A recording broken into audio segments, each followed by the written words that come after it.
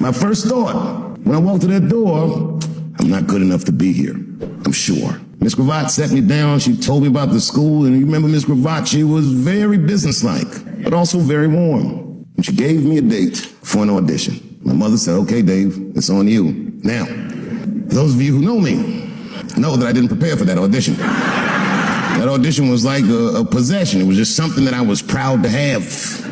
But as the days got closer, I'm like, oh my God, I gotta get something together. I didn't even know how to do an audition. I'd never done it before. So I went, I said, what do I need? They said a monologue. So I looked up monologue. And I went to the library, the MLK library, this huge library, so I gotta find something. And I found a piece in one of those yellow script books. It was a monologue by Mark Twain called The Judge's Spirited Woman. I learned it in a night.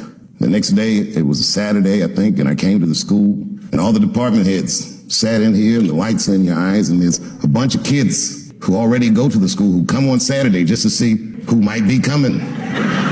And I set of circumstances because we were doing very well. You know, America has a racial hot seat. I think we can all agree that that's the truth. And we can also agree that that hot seat is traditionally occupied by African Americans in general, African American men in particular. Although I can see that in recent years, that seat has been occupied by Mexicans and I dare say Arabs. And we, the Black Americans, would like to thank you both for your sacrifice and your struggle. We needed a break. We needed a goddamn break. We say no over here. It feels good to be free. And I know that the people in Saudi Arabia can't say all the things that I was allowed to say. But a deal's a deal, and the king said that I could say these things. So I looked at it like I was on a diplomatic mission. I gotta bring jokes to the Middle East. Because they got all that over there, and they can't even talk about it. I said, I'll do it. And I picked one for this special. It's not an easy punchline to pull off. Are you ready? Yeah. Here it goes. The punchline is, so I kicked her in the pussy. I haven't finished the joke yet. I just know whatever happens in the beginning of the joke, at the end of the joke, for some reason, I'm gonna kick somebody in the pussy. And it's going to be hilarious. When I was growing up, I was probably about 8 years old, and at the time, we were living in Silver Spring. My parents did just well enough so that I could grow up poor around white people.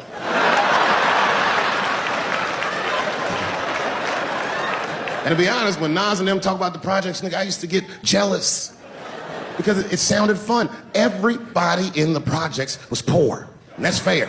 But if you were poor in Silver Spring, the dictionary definition of a feminist is, I didn't either. Listen to this. Webster's defines a feminist as a human being, not a woman, a human being that believes in equal rights for women. I was shocked that that's what that meant. Because by that definition, I would consider myself a feminist, and I didn't even know that at the time. All these years, I thought it meant frumpy dyke. Well, that's who's always talking to be some